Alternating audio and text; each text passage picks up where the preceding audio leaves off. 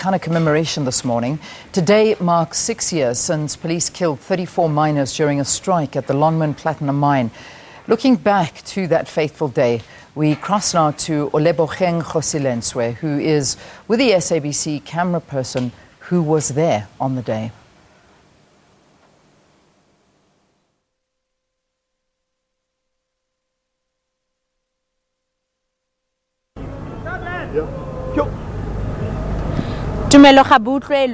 He is the SABC News cameraman who captured the famous Marikana shootings between police and the mine workers on the fateful day of August 16, 2012. We catch up with him 6 years later to find out, or to take us back on really what happened on that day.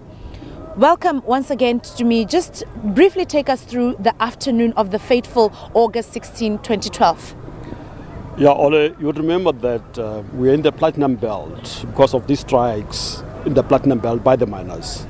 So on the day itself, we as various media houses assembled at the JOC, which is called the Joint Operations Center of the Police, which was temporarily housed in one of the offices in the Lonmin area.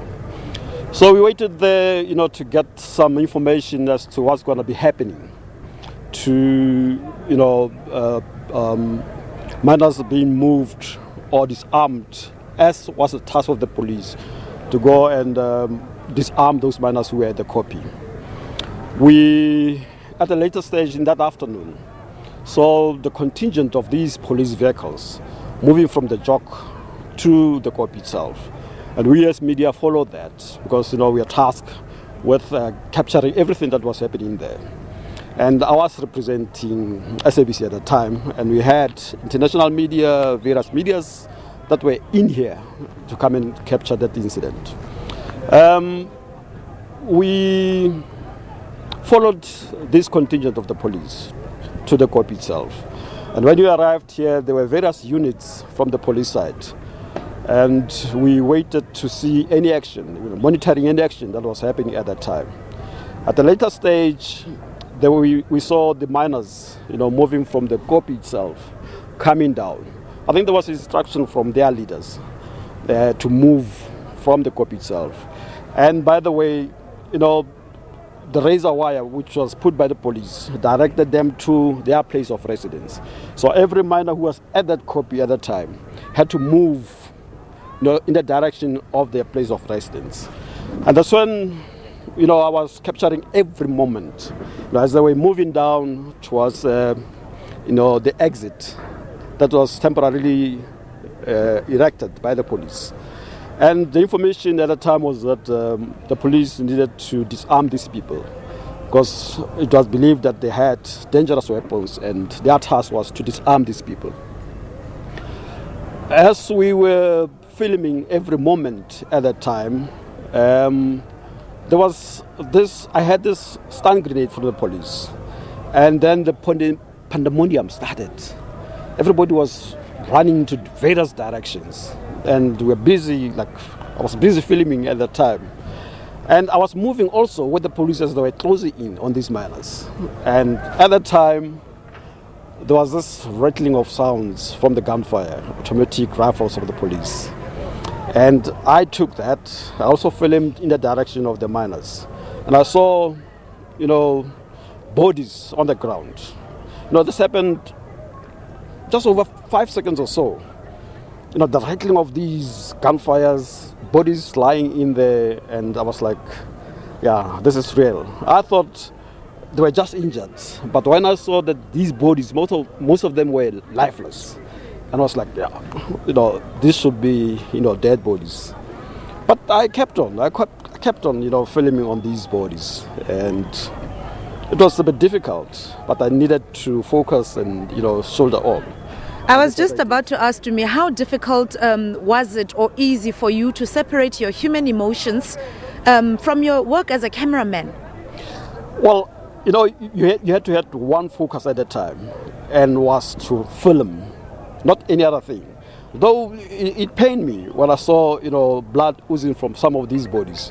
But I needed to just focus on these bodies and take my pictures, continue taking these pictures until up to the end. And that's what I did. And what were your emotions following that? Any post-traumatic stress disorder that you experienced? How did you even sleep that night? You know, the first night was a bit difficult, but I needed to be strong enough. You know, though, you know, doing camera work sometimes can be difficult. But I didn't want to put that into mind to say I saw the bodies and all that, because remember the following day we still had to come back at the copy and do some rep and, you know, interviews, whatever was happening the following day, we needed to continue doing that. And I was alone from my company to come and do that. I needed to do that, so I continued doing that. So you had no option but to be strong. Now take us through what comes to your mind or your emotions every year when you see those visuals that you shot being replayed and replayed on the television. What emotions come to you? You know, I'm part of the history of the Marikana in terms of filming. So I feel proud for the work that I did, but I also feel pain, because it reminds me of that fateful day and, you know, the screaming, you know, lifeless bodies. I haven't seen lifeless bodies in a long time, you know, especially in big numbers like I saw in the day.